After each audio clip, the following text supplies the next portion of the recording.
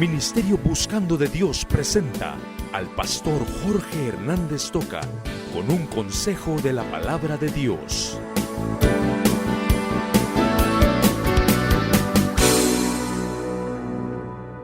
Oremos por la paz de Israel. Y hablando de judíos, yo les voy a contar dos historias de judíos esta mañana. La primera, se cuenta de un judío, tal vez como alguno de nosotros, que tenía por ahí su negocito. Y tal vez no tenemos negocio, pero tenemos la actitud de este hombre. Y este hombre principió a prosperar y tenía su negocio, pero a la vecindad había un paisano suyo que también tenía negocio. Y aquel hombre principió a sentir celos por aquel hombre y principió a querer prosperar solamente por la rivalidad, por la envidia, por el egoísmo. ¿Quién me apaga esto y enciende esto? Eso quise hacer. Y aquel hombre, hermanos, estaba con una envidia tremenda, viendo cómo hacía, cómo se ganaba más gente para él, porque el otro también tenía su negocio, no, aquí. Y hermanos, un día, dice la historia, se le apareció un ángel, y aquel se asustó, y se le apareció el ángel y dice: a ver, pedime todo lo que querrás, que yo te lo voy a dar. Y aquel hombre estaba fascinado porque el ángel le estaba pidiendo, le estaba diciendo que pidiera lo que quisiera. Solo una condición: todo lo que me pidas, yo se lo voy a duplicar a tu vecino. Y ahora aquel hombre se puso pensativo, ¿qué pedir? Porque si pedía dinero, él iba a pedir 1 millón, le iba a dar 2 millones a su vecino. Si el hombre pedía propiedades, le iba a duplicar las propiedades al vecino. O si pedía mucha clientela, también la mucha clientela iba a llegar al otro. Y aquel se quedó pensativo esperando qué iba a pedirle al ángel. Por último dijo: ya sé lo que voy a pedir. Y le dijo al ángel: sácame un ojo. Y después les voy a contar otra historia, ya que no se rieron. Se cuenta de un judío que estaba un día agachado ahí, raspando su monedita, y raspa la moneda. Y era como alguno de nosotros también. Y entonces se le acercó a alguien y le dijo: ¿qué estás haciendo? Estoy gastando el dinero, dijo. Bueno, ojalá que así sea. Hablando de judíos, oremos por la paz de Israel. Y oiga, el Salmo 122 en su versículo 6 dice: oremos por la paz de Jerusalén. Oremos por la paz de Jerusalén. Y hermanos, Jerusalén es la capital eterna del pueblo de Israel. Aunque hoy es Tel Aviv la capital de ellos, la capital eterna, la capital espiritual, la capital bíblica es Jerusalén. Esa es la capital de Israel. Pero no solamente es la capital de Israel, sino que según Zacarías y según varios relatos de la Biblia en el Antiguo Testamento nos dice que Jerusalén va a ser la capital del mundo, porque desde ahí, en el reino del milenio del Señor Jesucristo, desde ahí va a gobernar literalmente Jesucristo a todo el mundo. Ahora, ¿qué tenemos que hacer? ¿Por qué voy a orar yo por Israel? Porque si en muchos conceptos que yo tengo, o cuando yo miro películas que los judíos matan a mi Jesús, que le hacen duro, que lo golpean y que lo destruyen, a mí me da tanta cólera que digo: yo no debo orar por estos, porque estos merecen castigo de Dios. Y muchas veces yo siento resentimiento contra Israel. Orad por la paz de Israel, dice la palabra de Dios. Y quiero recordarles a ustedes dos cosas que he mencionado aquí. Usted y yo tenemos que estar agradecidos con Dios por el pueblo de Israel. Y tenemos que estar agradecidos porque, en primer lugar, hermanos, el pueblo de Israel nos dio a nosotros la palabra. Porque los judíos fueron hombres que recibieron, muchos de ellos, la palabra inspirada de Dios, la escribieron. Y el pueblo de Israel, aunque eran celosos, llenos de cuentos, como usted quiera decir, ellos guardaron la palabra, la preservaron. Y hoy usted, bien empastada, tenemos la palabra de Dios preservada, cuidada, porque los judíos fueron celosos para ello. Y otra cosa por las que yo voy a orar por ese pueblo de Israel, porque no solamente estoy agradecido con ellos porque preservaron la palabra que yo hoy leo y que es de bendición para mí, sino porque Jesús, mi Salvador, es judío. Jesús es judío, y aunque su pueblo lo rechazó y aunque su pueblo lo mató, Jesús es judío, vino de la raza de Israel, vino de la tribu de Judá, y yo tengo que estar agradecido con los judíos por mi Señor Jesús. Pablo tiene el mismo sentimiento, hermanos. Y Pablo está diciendo, yo tengo que orar. Miren otra vez el versículo 1. Hermanos, ciertamente el anhelo me estoy muriendo, dice Pablo. El anhelo de mi corazón y mi oración a Dios por Israel es, ¿para qué? Un propósito tenía. Yo estoy insistiendo a Dios, yo estoy clamando con todo mi corazón a Dios. Y qué bueno que ese fuera el sentimiento de todos los que estamos aquí. Que hermanos clamáramos, que el anhelo de nuestro corazón fuera interceder a Dios por toda la gente que no tiene a Cristo, por la gente que se está muriendo sin Cristo. Aunque esté en la iglesia, aunque conozca bastante de la Biblia, aunque moralmente sean correctos, esta gente necesita el cambio a través de Jesucristo, y el anhelo de nuestro corazón debería ser ese, para salvación. Pablo siente que el pueblo de Israel necesita salvación, que el pueblo de Israel necesita que Dios hable a su corazón, y el anhelo, la oración ferviente de Pablo es: Señor, salva a mi pueblo. Y no es cierto que muchas personas están en la misma manera, hermanos, están en la misma situación que Israel, ciegos, nublado totalmente, nublada su vista espiritual. Se habla de Cristo, sí saben de Cristo, pero no toman su decisión. Todavía algunos se están burlando, otros están llegando detrás del satanismo, otros están llegando detrás de tantas filosofías humanistas y tantas otras cosas que se ven muy bonitas, la nueva era que se está presentando. Y hermanos, como ya el comunismo fracasó, el diablo tiene que levantar otra doctrina que convenza, que engañe a la gente. Hermanos, hay tanta gente que se está muriendo, están ciegos sin comprender la claridad de la salvación. Oremos por la paz de los que no conocen a Cristo. Y yo creo que esta mañana cada uno de nosotros, y oigan hermanos de misiones, porque este pasaje va a hablar de misiones, oigan hermanos de evangelismo, porque esta palabra habla de que todos necesitamos hablar de Cristo. Si usted tiene a Cristo en su corazón, escuche bien el mensaje, porque usted y yo somos responsables de la vida de tanta gente que se está muriendo, que se está yendo al infierno, porque nosotros tan cómodamente, y aunque a mí me agrada y yo quiero hacerlo, venimos a la iglesia y cantamos y alabamos tan lindamente al Señor, pero estamos perdiendo el sentido de orar, de interceder por los que no tienen a Jesucristo.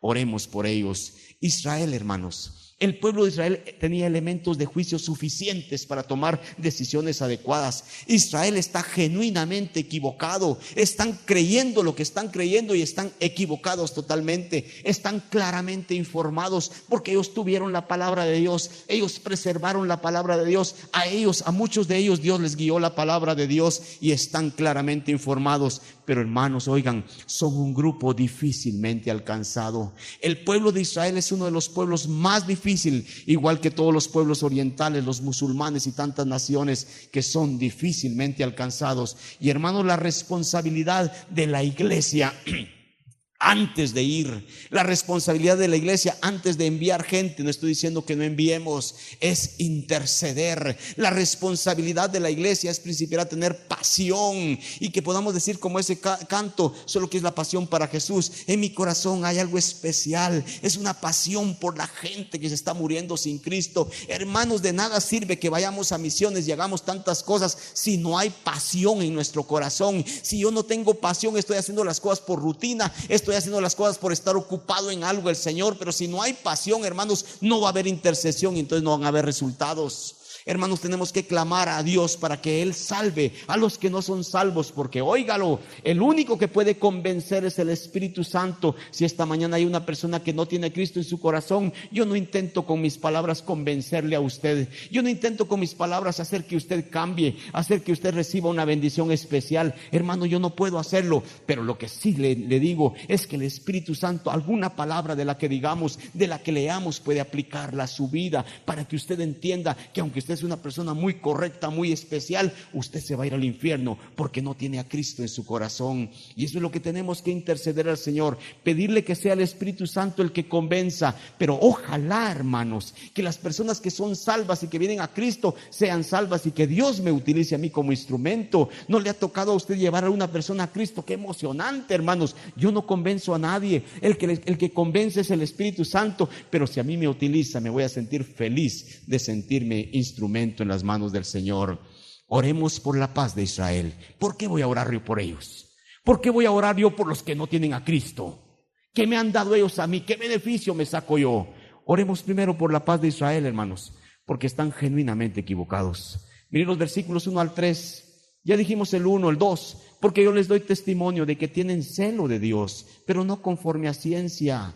Porque ignorando la justicia de Dios y procurando establecer la suya propia, no se han sujetado a la justicia de Dios. ¿No le ha tocado a usted discutir con una persona que tiene una idea contraria a la que usted tiene? A la que molesta estar platicando con una persona y usted está pensando, pero qué tipo más tonto ¿verdad? Usted no se lo dice, está sonriendo, pero en su mente dice, pero qué cerrado de cabeza. Eso mismo está pensando el de usted, porque usted tiene el lado contrario de él, y uno se pone a discutir con las personas y no la convence, y uno dice, pero tan claro que está, pero tan cerrado que es. Eso mismo dice el otro de usted. Nunca se ha puesto a discutir sobre el origen de la vida con alguien. Y quiero dejar claro de una vez, ¿qué somos nosotros? Nosotros somos creacionistas. Nosotros creemos en eso y por eso nosotros somos creacionistas. Si aquí hay alguien que no es creacionista, pues ese es su problema. Yo voy a convencerle y no le estoy diciendo que es tonto, ¿oye? Pero oiga, nosotros los que estamos aquí somos creacionistas. ¿Por qué? Porque creemos en el relato bíblico que dice, en el principio creó Dios los cielos y la tierra. Somos creacionistas porque creemos en el relato bíblico, creemos que la creación Dios la hizo y de la nada Dios hizo todo lo que está. Pero usted, si es creacionista y se pone a discutir con un evolucionista, un tipo que piensa que de una célula microscópica principió hasta multiplicarse y de ahí salió todo y ahí llegó a lo más grande que hay todavía en este momento, como es el hombre. Hermanos, usted se pone a discutir con un evolucionista y uno se queda admirado y dice, ¿cómo un tipo de estos que nunca han comprobado nada, que encuentran una muela y después de esa muela dicen, es esto todo lo que es el animal que era? Y a veces las muelas han sido equivocadas, han sido engaños. Eso es una tontera, en mi punto de vista, creer en la evolución, porque es contraria a lo que dice la palabra de Dios. Y si usted se pone a hablar con un evolucionista, usted va a decir, pero qué absurdo, cómo este tipo cree una cosa tan tonta. Y ese tipo está diciendo, ¿y cómo ese cree en Dios? Qué tonto es creer en Dios, que Dios solo hizo, y ya salieron todas las cosas. Hermanos, cuando uno se pone a discutir con una persona que tiene un concepto diferente al suyo, ¿qué diferente? Hermanos, las sectas tienen ese problema. Las sectas falsas están saliendo a tocar las puertas, están saliendo a vender sus folletitos. Las sectas falsas están tratando de engañar a la gente, pero ellos están genuinamente equivocados. Usted dice, usted está equivocado. Ellos creen que nosotros somos los que estamos equivocados, porque ellos están en su torcedura, pero están convencidos de que su torcedura es la verdad. Se están yendo al infierno convencidos de que van al cielo, porque hay que trabajar, hay que vender folletitos, hay que convencer a la gente para su secta, y ellos son salvos con trabajar y están felices trabajando, hermanos. Y nosotros, que la salvación es gratuita, muchas veces estamos de haraganes sin compartir a Jesucristo. ¿Han visto a los políticos? Hay muchos que están genuinamente equivocados y otros que nos quieren convencer a nosotros. ¿Qué nos dicen? Vamos a cambiar el país. Y no se acuerda el fulano aquel que estaba aquí, aquel hermanito, y vamos a cambiar el país. Y todos nosotros los pobres dijimos, qué bueno, les vamos a dar golpe de estado a los que tienen dinero y ahora nosotros vamos a tener. Mentira, estaban equivocados, están engañados y están engañando a la gente. Israel, hermanos, está genuinamente equivocado. El pueblo de Israel está genuinamente equivocado, porque ellos están creyendo lo que creen y están convencidos de que es la verdad. Ahora, ¿qué se puede decir a favor de Israel?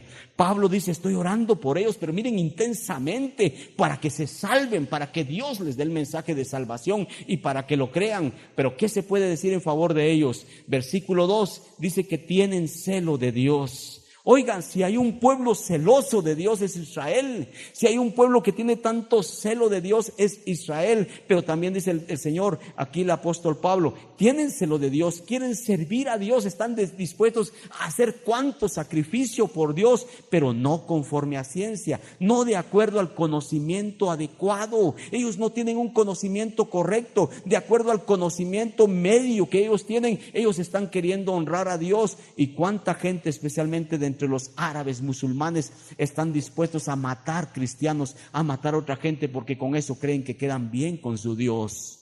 Y hermanos, cuánta muerte ha habido a través de la historia, muertes religiosas, porque la gente estaba convencida que matando a los que no creían igual que ellos quedaban bien con su Dios. ¿Qué dice el apóstol Pablo cuando era Saulo? Yo consideraba que era mi deber matar cristianos, meterlos a las cárceles, porque con eso yo quedaba bien con Jehová, matando a los impíos que estaban equivocados. Estaban genuinamente equivocados. Tienen celo de Dios, pero es un celo que está equivocado, no de acuerdo al verdadero conocimiento. ¿Qué dice el versículo 3? Ignorando la justicia de Dios, procuran establecer su justicia propia. ¿Qué es lo que pasa? Dios se dio cuenta que el hombre no puede cumplir, que el hombre no puede ser salvo por propio mérito. Y entonces viene Dios y envía a su Hijo Jesucristo, lo mata en lugar de nosotros. Jesucristo ocupa nuestro lugar y ahora Él dice que por fe somos justificados. Usted cree en Jesucristo, usted es declarado justo. Justificado es ser declarado justo. Usted ya no le debe nada a Dios, pero no por sus méritos, sino por los méritos de otro que pagó lo que usted debía. Eso es ser justificado. Y hermanos, nosotros somos justificados por fe, bendito sea Dios. Pero los judíos, como ellos no creen en eso, como ellos no han llegado a entender que ya hubo una obra salvadora en Jesucristo, ellos están estableciendo su propio mérito, ellos están estableciendo su propia forma de ser justificados delante de Dios. Y si yo mato a alguien, y si yo voy en contra de algún grupo religioso que está contrario al mío, yo voy a hacer puntos con Dios. Si yo guardo el séptimo día, yo hago puntos con Dios. Si yo guardo ciertas fiestas, si yo no como ciertas clases de animales, yo estoy haciendo puntos con Dios. Están estableciendo su propia justicia, dice el apóstol. Y qué triste, hermanos, porque nuestras justicias son como trapo de inmundicia, dice la palabra. Y saben ustedes que ese trapo de inmundicia que dice Isaías eran los trapos con que cubrían a los que estaban leprosos, toda la podredumbre, eran las vendas de nuestro tiempo. Esas son nuestras justicias. Todo lo bueno que usted quiera hacer para salvarse es trapo sucio para Dios, porque no llega al límite mínimo para ser salvo. Y como usted tiene solamente trapos de inmundicia para hacer su justicia, dice Dios, yo muero por ti. Pero los judíos están estableciendo su justicia propia, dice, genuinamente equivocados. Y hermanos, ¿no es ese también el sentir de nuestro pueblo? Hermanos, si usted se da cuenta de nuestra Guatemala, cuántos están metidos en grupos religiosos en donde están tratando de hacer cosas y las hacen con mucho gusto porque están genuinamente equivocados. Cuántas personas, hermanos, están haciendo obras. Las obras nosotros tenemos que hacerlas también, pero nosotros tenemos que hacer buenas obras no para salvarnos. Yo voy a hacer una buena obra, ayudar a los necesitados, pero no porque me voy a salvar, sino como resultado de que ya soy salvo.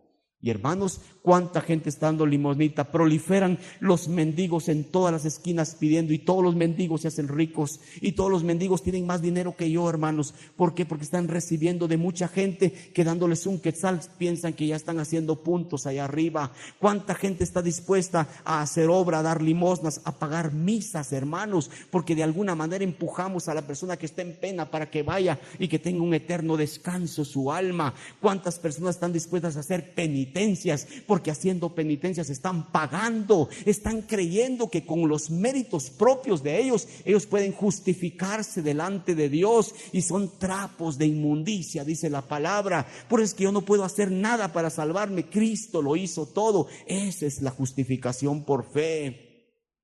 Pero qué triste que haya gente genuinamente equivocada.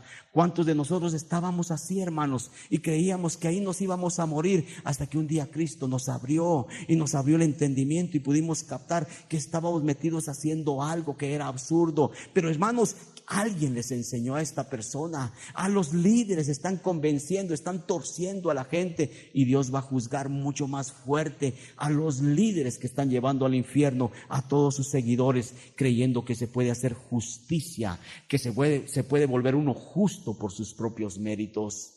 Hermanos, líderes de esta iglesia, líderes juveniles, líderes de señoritas, líderes de parejas, líderes de la iglesia, pastor, copastor. Oh hermano, qué responsabilidad tremenda tenemos, porque hermanos, a nosotros nos va a juzgar mucho más el Señor, porque somos responsables de guiar. Los que son maestros, un mal comentario con sus alumnos, una mala enseñanza a sus alumnos, puede ser que cambie todo el rumbo de la vida de esta gente. Hermanos, cuánta responsabilidad nos da Dios cuando nos pone como líderes, y así nos va a pedir cuentas.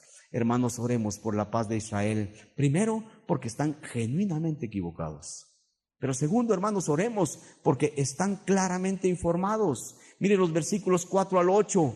Porque el fin de la ley es Cristo, para justicia a todo aquel que cree, porque de la justicia que es por la ley Moisés escribe así: el hombre que haga estas cosas vivirá por ellas. Los judíos tenían la ley, hermanos. Los judíos tenían escrita, tenían aquí guardada la ley de Dios. Y esta ley ellos podían escudriñarla, podían estudiarla. Y los judíos teniendo la ley, hermanos, la ley que les estaba diciendo: va a venir un Salvador de ustedes, va a venir el Mesías, y ese Mesías va a redimir a su pueblo. Ellos sabían y siguen esperando que venga el Mesías. Los judíos tienen la palabra de Dios, y aquí el apóstol Pablo utiliza el versículo 4, dice: porque el fin de la ley es Cristo. El cumplimiento de la ley es Cristo. En otras palabras, usted oyó cuando a Jesús le vinieron a criticar: vos no cumplís la ley, vos estás cambiando la ley. Y Jesús dijo: señores, yo no he venido a abrogar la ley, a quitar la ley. Yo no he venido a cambiar la ley, señores. Yo vine a cumplir la ley, hombre. Ahora, ¿usted cómo entiende que Jesús vino a cumplir la ley? Jesús desde que nació sin pecado, y desde que nació, Él nació y cumplió la ley totalmente. Él no fracasó contra la ley de Dios, Él no pecó nunca en su vida. Pero yo les digo, ¿de qué me sirve a mí que Jesús haya vivido santo toda la vida? Pues no me sirve de mayor cosa, porque el hecho de que Jesús haya vivido santo lo vive por Él, por su persona, pero que tiene que ver conmigo para salvación. Cuando Jesús dice: yo he venido a cumplir la ley, Jesús primero la cumplió por Él viviéndola, pero Él la cumplió para usted y la cumplió para mí pagando la sentencia de la ley. La ley decía: el que haga todas las cosas perfectas, el que sea perfecto sin pecado, él se salva por sus méritos. Y volteamos a ver y dice la Biblia: no hay justo ni aun uno, y todos los que no son justos, el alma que pecare, que se muera, que se vaya al infierno, dice. Y esa es la sentencia de la Biblia. Y entonces Jesús viene a cumplir la sentencia de la Biblia. Jesús dice: bueno, primero yo ya cumplí como hombre guardando toda la ley, pero como Dios yo puedo morir por todos ellos. Y Jesús entonces dice: ¿qué deben ellos? Pues ellos deben la vida, tienen que morir. Vaya, yo cumplo la ley, yo cumplo su sentencia, yo me cuelgo en la cruz. Y Jesús se colgó en la cruz para que usted no se colgara. Jesús cumplió la ley, Jesús cumplió la sentencia de la ley. El fin de la ley es Cristo, porque en Cristo encontramos que ahí Él pagó lo que usted no podía pagar. Porque si usted lo estuviera pagando, usted se tiene que ir al infierno. Pero la Biblia dice que Jesús pagó para que usted cambie de rumbo y para que usted se vaya directamente al cielo a estar con Él. Ahora, los judíos, hermanos, por información no se quedaban.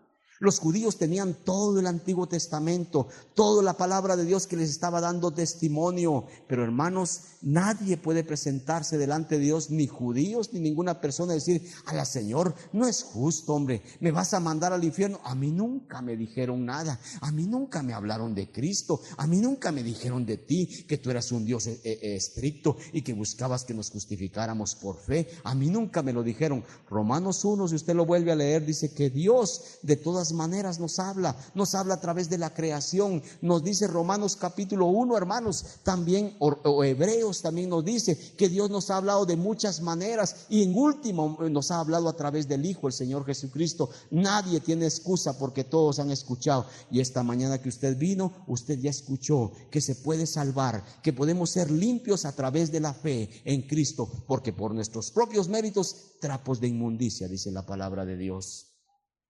Ahora el versículo 5: el hombre que haga estas cosas vivirá por ellas. Sí, si usted puede vivir 100% la ley, si usted puede vivir toda la palabra de Dios sin dejar de cumplir una sola, si usted puede nacer sin pecado, usted es justo por todo lo que hace. Pero tenemos que llegar a la conclusión de lo que dice este versículo 5, que ninguno cumple con eso, hermano. Usted y yo no podemos cumplir. Usted y yo, hermano, estamos condenados, porque aunque tenemos deseo, aunque tenemos el interés y la intención de ser buenos, de todos modos somos malos y tenemos pensamientos y tenemos cosas equivocadas. Y entonces, como no podemos hacerlo, es imposible, hay que buscar otra forma, porque por sus propios medios usted nunca será salvo. Entonces entramos ahora a los versículos 6 al 8. como está comprobado que el hombre no puede cumplir, entonces Dios lo hace todo. Dios desde el Antiguo Testamento está anunciando la venida del Mesías. El Mesías va a venir a redimir al pueblo. Lo triste es que los judíos siguen esperando al Mesías, y a Jesús de Nazaret que vino no creen que sea el Mesías. El Mesías no tenía que nacer pobre, el Mesías no tenía que nacer hijo de un obrero, el Mesías tenía que haber nacido en un palacio para redimirnos, decían los judíos, y no creen que aquel hombre sencillo que vino a morir por nosotros, hermanos, sea el Mesías, y siguen esperando al Mesías, y mientras siguen yéndose al infierno, mientras el Mesías viene. Los versículos 6 al 8, hermanos, que ya los voy a mencionar más adelante. ¿Sabe qué son esos versículos 6 al 8? Son una referencia de Deuteronomio 30. Quiere decir que los judíos, lo que estamos leyendo nosotros, porque los judíos Nuevo Testamento no aceptan, no lo toman como palabra de Dios, no creen que es palabra de Dios. Máxime que el apóstol Pablo escribió 13 o 14 cartas de las 27 que están ahí. Entonces los judíos no leen. Entonces Pablo dice, pero si está en Deuteronomio 30 está referido esto, que no puede usted decir está tan lejos, está a su alcance la salvación. Hermanos, hay información, nadie se pierde por información, nadie se puede ir al infierno porque a mí no me dijeron nada. A toda la gente Dios le ha hablado de alguna manera, pero el diablo es el que está cegando el entendimiento, el diablo es el que está retrasando el que la gente tome decisiones, porque el Señor les ha hablado. Hermanos, tenemos que orar por la paz de los que no conocen a Cristo. Tenemos que orar para que la gente alcance el mensaje del Señor y que lo pueda entender. Dice el versículo 6, no puede decir usted, hasta allá en el cielo está Cristo. ¿Quién va a subir al cielo para bajarlo? Está muy lejos. O según el versículo 7, no puede decir usted, está hasta allá abajo en el abismo. ¿Quién va a bajar en el abismo o hasta allá a los infiernos para traerlo? Está demasiado lejos, demasiado profundo. Y así la gente está poniendo pretextos, y la Biblia dice, mire, usted no puede poner pretextos. Usted no puede decir, está hasta allá arriba o está hasta allá en el abismo. ¿Quién lo va a traer? Eso es imposible. Cerca de ti, dice el versículo 8, cerca de ti está la palabra, en tu boca y en tu corazón. Esta es la palabra de fe que predicamos. Cerca de ti la palabra. Y oiga, hermano, cuando uno lee los pasajes, por ejemplo Deuteronomio 30 dice, cerca de ti está la palabra. La palabra de Dios, pero especialmente cuando dice cerca de ti está la palabra. Juan dice, en el principio era el verbo. El verbo quiere decir, es la palabra griega logos. Logos es palabra. Y Jesús es el logos. Jesús es la palabra que está cerca de nosotros. Y cuando Deuteronomio decía, cerca de ti está la palabra, estaba haciendo referencia al logos, estaba haciendo referencia al verbo. Jesucristo es la palabra y Jesucristo está siempre cerca. Y hermano, ¿no es lindo pensar que cuando tenemos problemas y luchas, Jesucristo está cerca? Cerca de ti está el logos, cerca de ti está la palabra. No, cuando necesitamos consuelo, también está su palabra escrita para que podamos animarnos, para que podamos alentarnos. Cerca de nosotros está el Señor. Hermanos, oremos y pidamos al Señor que Él de alguna manera alcance a los que no son alcanzados. Cuando le hablamos a una persona de Cristo, cuando estamos nosotros convencidos que ya entendió el plan de salvación, no quiere aceptar a Cristo, lo voy a pensar. Y dice uno, ¿pero qué va a pensar? No, lo voy a pensar. Déjeme un momentito. Yo sé que es excusa, yo sé que no se ha decidido, pero ¿qué tiene que pensar? Digo yo, si entiende que es pecador. ¿Usted entiende que es pecador? Claro que sí, todos somos pecadores. ¿Y entiende usted que la Biblia dice que el pecador se va al infierno? Pues así dice. ¿Y usted entiende que Jesús vino para morir por los pecados del mundo? Pues sí, así es. ¿Y entonces por qué no se decide por Jesús? Lo voy a pensar. Es que el diablo está cegando el entendimiento, el diablo está cegando a la gente para poner más temor. Es que si yo acepto a Cristo, voy a dejar de hacer esto, voy a dejar de ir a fiestas, voy a dejar de hacer cosas, y estamos tan apegados a lo material. Es que si acepto a Cristo se van a reír de mí, voy a perder mis amistades, tal vez mis papás me van a echar de la casa si acepto a Cristo, y tantos pretextos que el diablo está poniendo. Oremos por los no salvos, hermanos. Oremos por la paz de Israel.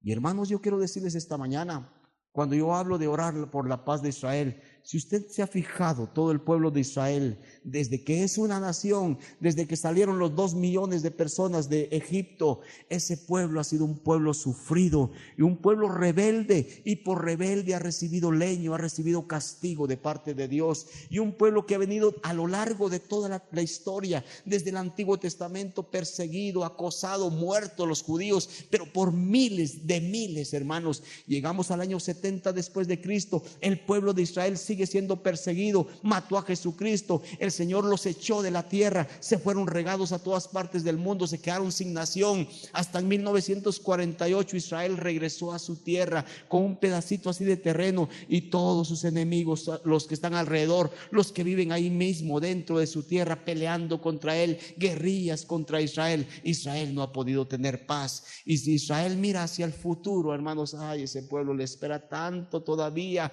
A ese pueblo le espera pasar por la tribulación, en donde el anticristo lo va a destruir, en donde el anticristo va a perseguir a Israel para matarlo. Lea Apocalipsis capítulo 12, aquella mujer esperando dar a luz, y el dragón esperando que nazca el niño para comérselo. Hermanos, una persecución tremenda contra Israel, porque desecharon a Jesús como el Salvador del mundo, desecharon a Jesús como el Mesías que Dios les había anticipado. Hermanos, Israel, por información, no se podía quedar. Oremos por su paz física, pero hermanos, oremos por la paz espiritual de este pueblo. Oremos por la paz espiritual de los que no conocen a Jesucristo, porque hermanos, tienen tanta necesidad, y está el mensaje de Dios, pero no lo quieren recibir. Oremos por la paz de Israel. Primero, hemos dicho, porque están genuinamente equivocados. Segundo, porque están claramente informados, tienen información. Y tercero, y escuchen esto bien por favor, porque son difícilmente alcanzados. Pueblos difíciles de alcanzar son estos. Y dice los versículos 9 al 11, que son versículos bien conocidos. Porque si confesares con tu boca que Jesús es el Señor, y creyeres en tu corazón que Dios le levantó de los muertos, serás salvo. Porque con el corazón se cree para justicia, pero con la boca se confiesa para salvación. Pues la Escritura dice, y cuando Pablo dice la Escritura dice, siempre les hace referencia al Antiguo Testamento que los judíos tenían a su alcance. La Escritura dice, todo aquel que en él creyere no será avergonzado. Cuán sencillo es para nosotros, tan al alcance de la gente que está el mensaje de la salvación. Mire qué fácil es creer, qué fácil es ser salvo, qué fácil es ser declarado justo por la fe en Jesucristo, sin los méritos que tengamos que hacer ninguno de nosotros.